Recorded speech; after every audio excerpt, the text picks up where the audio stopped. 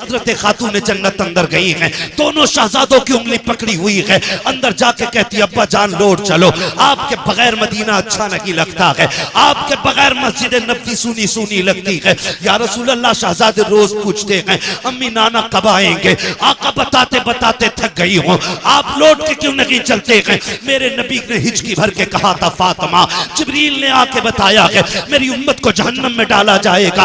ए फातिमा, जिस उम्मत को मैं सजदों में मांगता रहा हूं, आज उस उम्मत के जहन्नम की खबर आ गई है। फातिमा बता कैसे वापस जाऊं मैं, आज अपने रब को मना के जाऊंगा। खातून जन्नत कहती है या रसूल अल्लाह, ये देखो मेरा शहजादा हसन है जिसकी विलादत पे आपने कहा था इसे जहर खिलाया जाएगा, जहर की वजह से इसकी शहादत होगी। आका, फातिमा वादा करती है उस वक्त तक फातिमा जन्नत में नहीं जाएगी जब तक हसन के खून के बदले में आपकी उम्मत की बख्शिश की जमानत नहीं लेगी। मेरा नबी कहता कि फातिमा, अगर रब ने फिर भी उम्मत को नहीं बख्शा तो क्या करोगी। फिर हुसैन की उंगली पकड़ी है, मुस्तफा के आगे कर दिया है या रसूल अल्लाह, ये तो वो हुसैन है जब आया था तो आप रो दिए थे। मैंने कहा था मुस्तफा बेटा आया गया, आंसू क्यों आ गए। तब आपने कहा था फातिमा, मुझे जिब्रील ने बताया है मेरे हुसैन को करबला में शहीद कर दिया जाएगा, 3 दिन का प्यासा शहीद किया जाएगा। आका, फातिमा वादा करती है अपने हुसैन का लहू आलूद कुर्ता लेकर के रब की बारगाह में जब जाकर के अपने बेटे का मुकदमा पेश करेगी, उस मुकदमे के बदले में उस वक्त तक फातिमा राजी नहीं होगी जब तक उम्मत का एक एक शख्स नहीं बख्शा जाएगा। आका कहते फातिमा, अगर फिर भी उम्मत न बख्शी गई तब क्या होगा, इतना सुनना था। खातून जन्नत कहती है या रसूल अल्लाह, अब अगर ये बात है तो चलें सजदा करें, आप भी सजदा करें। फातिमा भी सजदा कर रही है या रसूल अल्लाह, मैं उस वक्त तक सर नहीं उठाऊंगी जब तक उम्मत की बख्शिश का परवाना नहीं आ जाएगा। अभी इतना कहा है, इतने में जिब्रील आ जाते हैं, महबूब रब का सलाम लाया हूं। रब ने कहा है मुस्तफा दरवाजे पे बेटी आ गई है, बेटियां खाली नहीं लौटाई जाती हैं, पैगंबर फातिमा को खाली ना लौटा। रब ने इसकी जबान कबूल कर ली है। ए मुस्तफा, हम वादा करते हैं मैदान क़यामत होगा, हुकूमत हमारी होगी, मंशा तेरी होगी। ए महबूब, तू कहता जाएगा तेरी मर्जी से मैं जन्नत देता जाऊं। नारे तकबीर, नारे रिसालत, पैगामे मजहब इस्लाम, इस्लाहे माशरा कॉन्फ्रेंस, मसलके आला हजरत फैजाने औलिया इकराम हजरत अल्लामा मुफ्ती हम्माद रजा मुरादाबादी।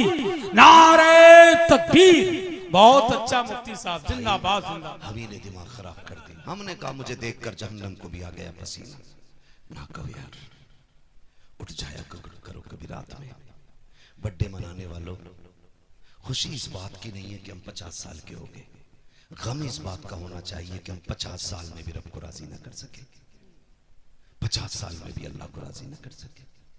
मौत जवानों को भी आ रही है, मौत बूढ़ों को भी आ रही है। पता कुछ नहीं है कौन कब उठ जाए, किसका ऐलान मस्जिद से कर दिया जाए। मैं आज बोल रहा हूं, क्या मालूम कल का सूरज में देखूं न देखूं। खुद सोचे जरा, हम कहां आके खड़े हो गए। पैसा पैसा अंधा कर दिया, इस पैसे ने इतना अंधा कर दिया। और अंधा क्यों ना करे यार। किसी ने उठ के 500 रुपए दे दिए, चाहे उसकी कमाई ब्याज की है, सट्टे की है, जुए की है। अब तो माफ कीजिए, जुआ भी इतना तगड़ा चल रहा है। कभी क्या है वो मैच में चल रहा है, कौन सा सट्टा लगाते हैं वो, ड्रीम 11 है ना, सबको अब याद है। हज कितने दिन होता है, बस जवान बोले, बूढ़ा कोई ना बोले। हज कितने दिन होता है, क्या बात है। हमें ड्रीम 11 याद है और हज के दिन याद नहीं है। ये कंडीशन है हमारी कौम की, माफ कीजिएगा। लोग कहते हैं बड़ा तरक्की कर गया जमाना। मैं कहता हूं वो अंधेरा ही भला था कि कदम राह पे थे, रोशनी लाई है मंजिल से बहुत दूर हमें। नौजवानों, इस ड्रीम, क्या ड्रीम है, ड्रीम 11 इसने अंधा कर दिया नौजवानों को, है ना। 1-1 करोड़ का लालच, वो जवान उसी पे बैठा है, उसी पे बैठा है। अगर 1 करोड़ मिल भी गए तो सारे ही हराम के। बोलो क्या करना है, सारे ही हराम के। और इमाम गजाली से किसी ने कहा था हुजूर दुआएं क्यों कबूल नहीं होती। आपने फरमाया 2 काम करो दुआएं कबूल होने लग जाएंगी। कहा क्या, आपने फरमाया जब भी बोलना सच बोलना, जब भी खाना हलाल खाना, दो काम कर लो, हाथ तुम्हारे उठेंगे, मकबूलियत की जमानत खुदा की बारगाह से मिल जाएगी। सोचे जरा, दो काम करने थे, एक हलाल खाना था और एक हलाल कितना परसेंट हम खा रहे हैं, हाथ नहीं उठवाऊंगा। खुद अपने दिल पे हाथ रख के फैसला करें, हम जो खा रहे वो हलाल है। हराम वही नहीं है जो चोरी करके लाया जाए। 1 किलो की जगह 900 ग्राम जो तोल रहा है वो भी हराम खा रहा है। हाँ? और जो 1 लीटर में 5 सेंटीमीटर कम नाप रहा है वो भी हराम खा रहा है। जो घटिया माल को बड़ी लाइट लगा के महंगा करके बेच रहा है धोखा दे करके, वो भी हराम खा रहा है। जो किसी का दिल दुखा के मजदूरी में चोरी करके ला रहा है वो भी हराम खा रहा है। मालिक देख रहा तो कर रहे हैं, नहीं देख रहा तो बैठ गए, वो भी हराम खा रहा है। अब हिसाब लगा ले कितना हलाल खा रहे हैं। सही बता रहा हूं, आका करीम ने इरशाद फरमाया जो हराम खा के पलेगा बढ़ेगा अल्लाह उसे जहन्नम का ईंधन बनाएगा। और हमने जन्नतें बांटी, पीर साहब को 500 रुपए देखिए और हजरत कह रहे जिसे जन्नती देखना हो मुखिया को देख ले। सही बता रहा हूं, हम 500 रुपए में जन्नत बांटने लग गए, हम 1000 रुपए में जन्नतें बांटने लग गए। मैं अर्ज कर रहा था अगर 100 साल के हो गए ना तो खुशी इस बात की नहीं है कि 100 साल के हो गए, गम इस बात का होना चाहिए कि अल्लाह को राजी न कर सके। और वो इतना करीम है, इतना करीम है, इतना करीम है कि 70 माओं से ज्यादा प्यार करता है। कितना प्यार करता है? 70 माओं से ज्यादा खुदा प्यार करता है।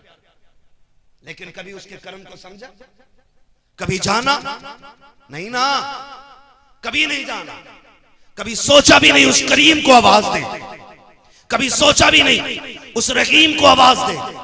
वो इतना करीम है, इतना करीम है, इतना करीम है कि 70 माएं अपने लाल से मिलकर के उतना प्यार नहीं करती जितना एक रब अपने बंदे से प्यार करता है।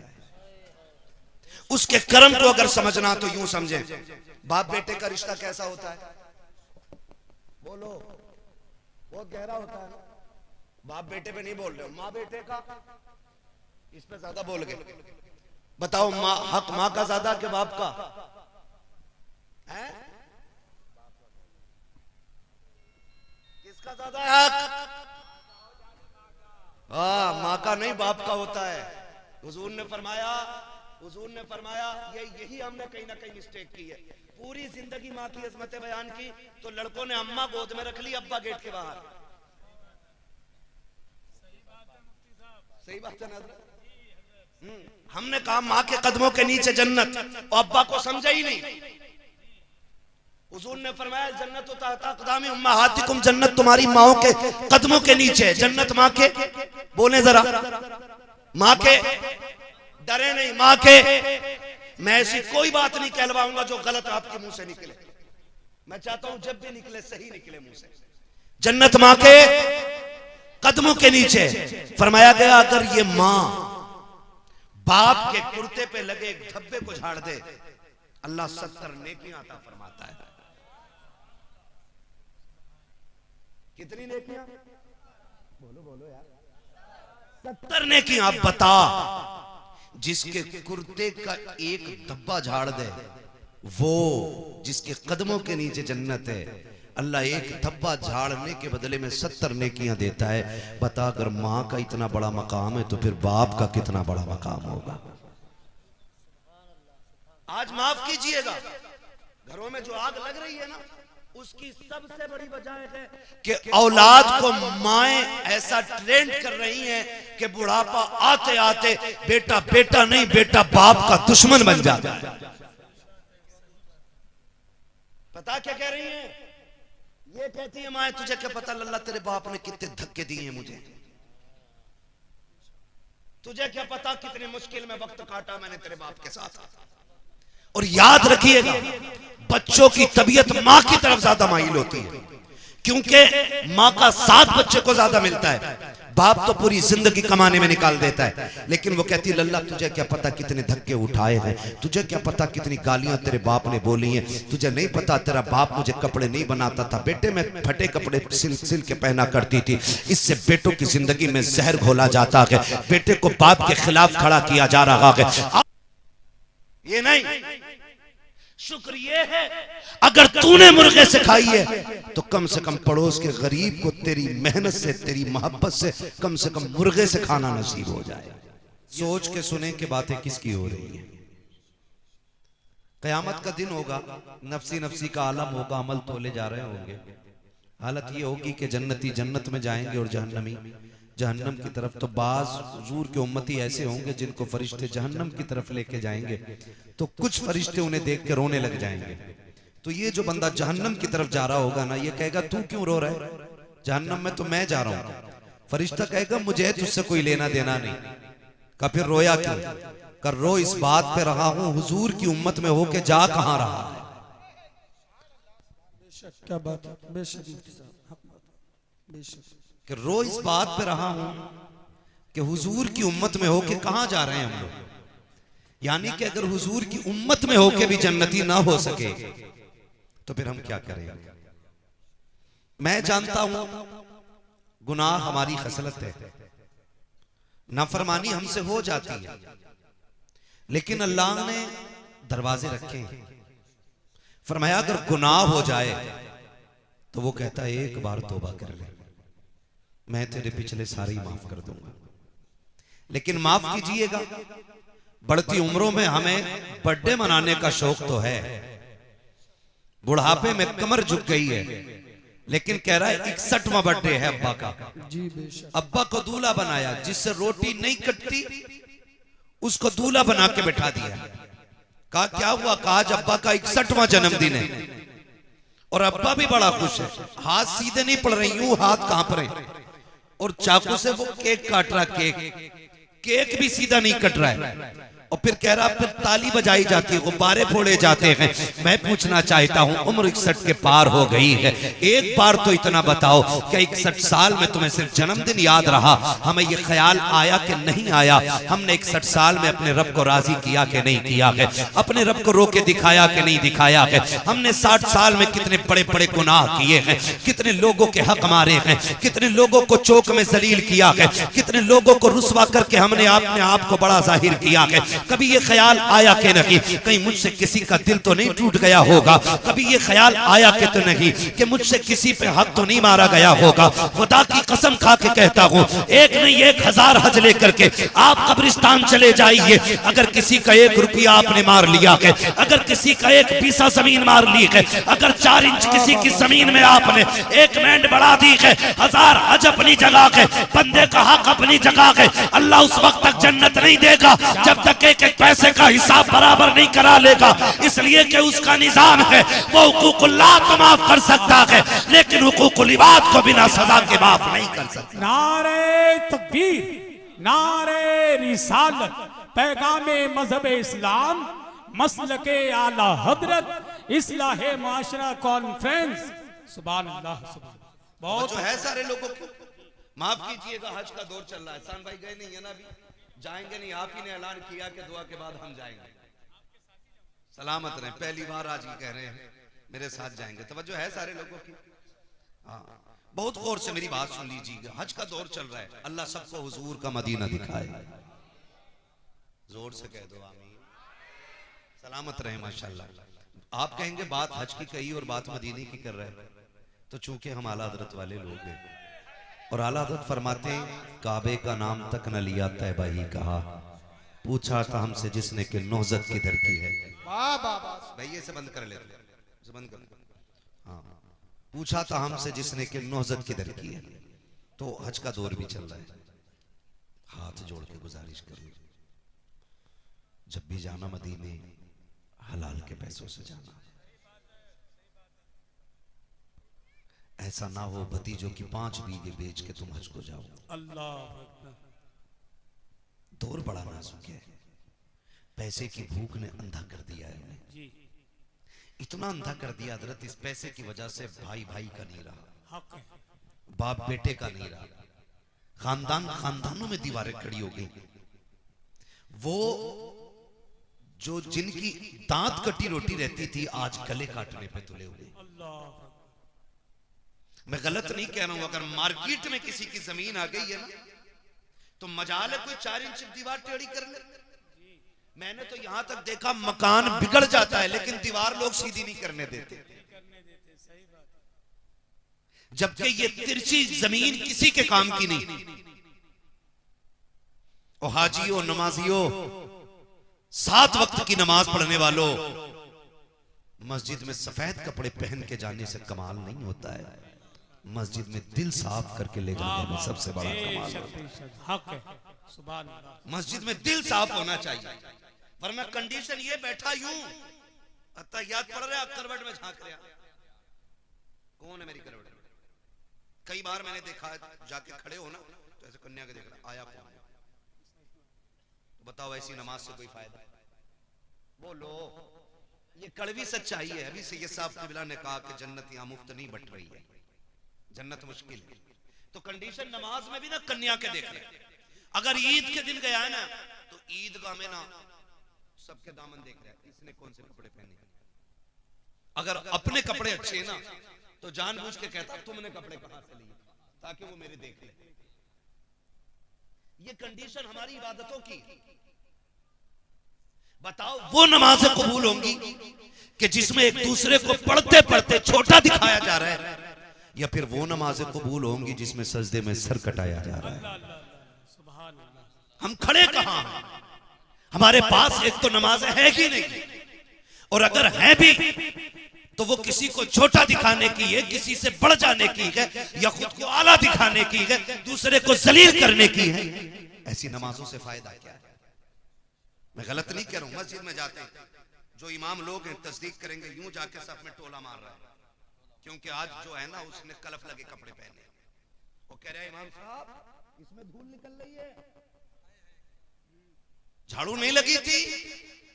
तो पहली बात सुने, मस्जिद का इमाम किसी के बाप का नौकर नहीं, मस्जिद का इमाम सिर्फ रसूल पाक का नौकर होता है। उससे कहते कि भाई ये धूल निकल रही है मस्जिद में, झाड़ू नहीं लगी। जब बंदा इस तेवर में बात करता है तो मशीयत का नकीब आवाज देख के कहता, नादान, ये जो सब की धूल है ना ये एक लोटे से भी धुल सकती है, ये जो मिट्टी लगी है ये एक बाल्टी पानी से धुल जाएगी, लेकिन जो मैल तू दिल में लेकर के आया है ये 7 समंदर से भी नहीं धुलेगा। अगर मेरी मस्जिद में आना है तो इस मिट्टी को साफ न कर, उस मैल को साफ कर जो दिल के अंदर है। मालिक वो कैसे साफ होगा? तो मशीयत का नकीब कहता है, जब दुनिया सो रही हो तू मुसल्ले बिछा दे, अपने गुनाहों की फहरिस्त दे, मुझे रो के दिखा दे, मैं तेरे गुनाहों को साफ करके दिखा दे। सुभान अल्लाह, सुभान अल्लाह। बहुत गुनाह साफ करके बहुत दिखा। लेकिन हम तो मस्जिद की सफाई इसलिए नहीं करते क्योंकि हम सेठ हैं, हम मुखिया हैं, हम प्रधान हैं। सुनो भाई, मुखिया हो या प्रधान हो, मैंने रिश्तों के लिए सबको परेशान देखा है। छोटा इसलिए परेशान है कि जहेज में देने के लिए कुछ नहीं है। माफ कीजिए, अब हमारी बरादरी में ये चलन इतना चल गया है कि 10-10, 15-15 लाख की निबांडे हो रही हैं। और जिनकी रोड में जमीन आ गई है ना तो वो तो छत पे चढ़ के मूत रहा। बाप ने पूरी जिंदगी कसाई की दुकान के आगे के छीछड़े इकट्ठे किए, आज जमीन रोड पे 2 बीघे आ गई, 2 करोड़ मिल गए। तो अब दूसरे की हैसियत ही कोई नहीं। अब बैठ के कह रहे अरे हड्डियां लेके जाता, उसे क्या पता गोश्त क्या चीज है। ये कंडीशन हमारी है। छोटा इसलिए परेशान है कि दामाद खरीदने के लिए पैसा नहीं, और बड़ा इसलिए परेशान है बेचारा कि उसकी बराबरी का कोई नहीं मिल रहा है। कह रहा मौलाना कोई बराबर के आदमी मिले तो रिश्ता कर रही हो, क्यों तू 18 फीट का है? बता भाई, तेरे घर की चारपाई 11 फीट की होती है, तेरे घर की जो चौखट है वो 20 फीट की लगी है। किस चीज में बराबरी कर रहे हो? आग लग गई है कौम में, आग लग गई है। खुदारा इस आग को बुझा दो। अगर ये आग नहीं बुझी तो आज मेरी बेटी बूढ़ी हो गई है, कल आपकी बेटी बूढ़ी हो जाएगी। गलत नहीं कह रहा हूं, मेरे सामने अक्सर नौजवान बैठे। आज जितने भी इर्तिदाद के केस मिल रहे हैं, दो कंडीशनों में मिल रहे हैं। या तो बच्चियों की उम्रें ज्यादा हो गई हैं इसलिए गैर मुस्लिमों के साथ चली गई, और या फिर तालीम के नाम पे हद से ज्यादा उन्हें आजादी दे दी गई। सिर्फ दो रीजन है जिनकी बुनियाद पर बच्चियां गैर मुस्लिमों के साथ जा रही हैं। आज कौन नहीं रो रहा कि मुझे बताओ तो सही। आए दिन अखबार में बातें आती हैं। अभी 3 दिन की बात है, बरेली शरीफ की गालिबन बात है।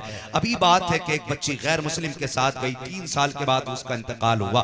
अब उसकी नमाज जनाजा के लिए कोशिश की गई, कौन पढ़ाएगा किसी मुर्तदा का जनाजा।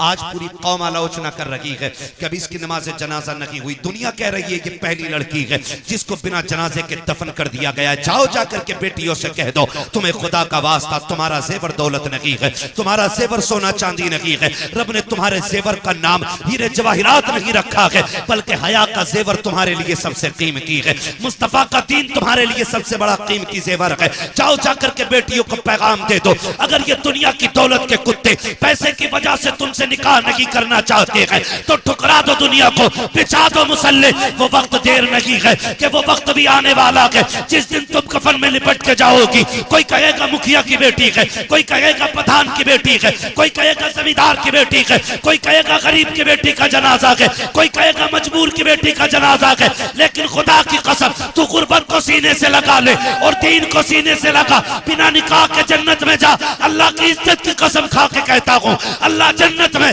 ऐसा निकाह कराएगा कि सारे जन्नती हसरत से तेरे जनाजे। नारे तकबीर, नारे रिसालत, फैज़ाने गौसे आज़म, इस्लाहे माशरा कॉन्फ्रेंस, पैगामे मजहब इस्लाम, हजरत अल्लामा मुफ्ती हम्माद रजा मुरादाबादी।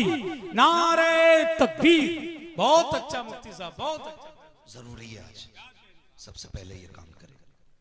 जन्नत में कितने लोग जाना चाहते हैं बता दें जरा, हाथ उठा के। सब जाना चाहते हैं? उठाएं सारे, हाथ उठा ले, हाथ उठा ले। या अल्लाह जितने लोगों ने हाथ उठाए हैं सबको हुजूर के सदक़े में जन्नती बना दे। मेरे हुजूर फरमाया करते थे जब भी हाथ उठे अल्लाह से जन्नत मांगना। आज ना माफ कीजिएगा हमारे मेंबर से मिजाज खराब हो गया है। हम ही ने कहा ना हमें तेरी जन्नत की जरूरत नहीं है। कहा कई बार तो इतने बड़े बड़े शेर पड़े गए, मुझे देखकर जहन्नम को भी आ गया पसीना। इतने बड़े बड़े शेर पड़े, जन्नत मुझे देखकर जहन्नम को भी आ गया पसीना। वो जहन्नम है, तुम्हारे घर की भट्टी नहीं है। ये तो कयामत में पता चलेगा। जिसने देखी नहीं जहन्नम वो कह रहा है मुझे देखकर जहन्नम को भी आ गया पसीना, और जो जहन्नम देख के आया ना उस नबी की जिंदगी देखो। आए ना एक दिन जिब्रील आ गए, या रसूल अल्लाह जहन्नम देख के आए। मेरे हुजूर फरमाते क्या देखा? कहते मैंने आदम की उम्मत को जहन्नम में देखा है, मैंने शीश की उम्मत को जहन्नम में देखा, मैंने दानियाल की उम्मत को जहन्नम में देखा है, मैंने इब्राहीम की उम्मत को जहन्नम में देखा, मैंने इस्माइल की उम्मत को जहन्नम में देखा। बताते आ रहे हैं, बताते आ रहे हैं। जब बारी हुजूर पे आ गई ना रुक गए। सुनो जरा, सोचा करो, कभी लेट गए आके रुक गए। हुजूर फरमाते आगे बोलो ना। कहते हुजूर हिम्मत नहीं हो रही। आका कहते जिब्रील बता मेरी उम्मत भी थी जहन्नम में। वो कहा था तुम्हारे ही लिए था गुनाहगारों सियाहकारों, ये शब भर जागना और रात भर रोना मोहम्मद का। आका कहते मेरी उम्मत को भी देखा? जी या रसूल अल्लाह। का फिर बोलते क्यों नहीं? का महबूब मैं तेरे दिल को जानता हूं, जब उम्मत का पता चलेगा तो आप बेकरार हो जाएंगे, इसलिए हुजूर में बताना नहीं चाह रहा था। हुजूर कहते मेरी उम्मत को भी देखा? कहा हाँ। उठे और रोते हुए मदीना छोड़ दिया, रोते हुए मदीना छोड़ दिया। और जिसने नहीं देखी वो कह रहा ना मुझे देखकर जहन्नम को भी आ गया पसीना। 3 दिन हो गए। और याद रखें वो सहाबा जिनका तसव्वुर ही हुजूर के बगैर नहीं था, 3 दिन हुजूर को नहीं देखा, बेकरार हो गए। शोर मच गया, हुजूर नहीं मिल रहे, तलाश जारी हो गई। किसी ने कहा जाओ बाहर देखो। एक सहाबी ढूंढते ढूंढते जंगल में आ गए। एक चरवाहा बकरियां चरा रहा था, उससे कहा तूने मेरे महबूब को देखा? उसने कहा मैं तुम्हारे महबूब को नहीं जानता हूं, कोई निशानी हो तो बताओ। तो सहाबी ने कहा था जब वो बोलते हैं तो लबों से फूल झड़ा करते हैं, जब वो चलते हैं तो खुदा की रहमतें निसार होती हैं। उसने कहा मैंने तो ऐसे बंदे को नहीं देखा, लेकिन इतना पता है 3 दिन हो गए, ये जो सामने वाली गार है ना, इसमें कोई रो रहा है और इस दर्द से रो रहा है कि जब वो रोता है ना, मेरी बकरियां चरना छोड़ देती हैं। कभी रोए हम हुजूर के लिए? कभी नहीं ना। वो कहते हैं कि जब वो रोता है ना, तो मेरी बकरियां चरना छोड़ देती हैं, लेकिन उसकी आवाज का कमाल ये है कि जब पलट के जाती हैं तो दूध हर दिन से ज्यादा दिया करती है। वो तड़प गए, हो ना हो ये मेरे महबूब ही होंगे। जाके देखा सरकार सजदे में और रो के कहते हैं रब्बे हबली उम्मती, रब्बे हबली उम्मती। हुजूर सर उठाए, हुजूर ने फरमाया ना, आज मेरा और मेरी उम्मत का मामला है। मैं आज अपने रब से खुशखबरी लेने आया हूं। उस वक्त तक नहीं जाऊंगा जब तक उम्मत की खुशखबरी मुझे नहीं मिल जाती है। वो दौड़ गए, मदीने में आके कहने लगे अबू बकर सुनो, उमर सुनो, उस्मान सुनो। हुजूर मिल गए। कहा कहाँ है? कहा जंगल में। सारे सहाबा जंगल की तरफ दौड़े। हुजूर हालत सजदा में हैं। अबू बकर सिद्दीक रोते हुए आगे बढ़े, या रसूल अल्लाह मेरी सफेद दाढ़ी का वास्ता, लौट चले मदीने में, आपके बगैर अच्छा नहीं लगता है। मेरे नबी ने कहा अबू बकर पीछे हो जाओ, मेरा और मेरी उम्मत का मामला है।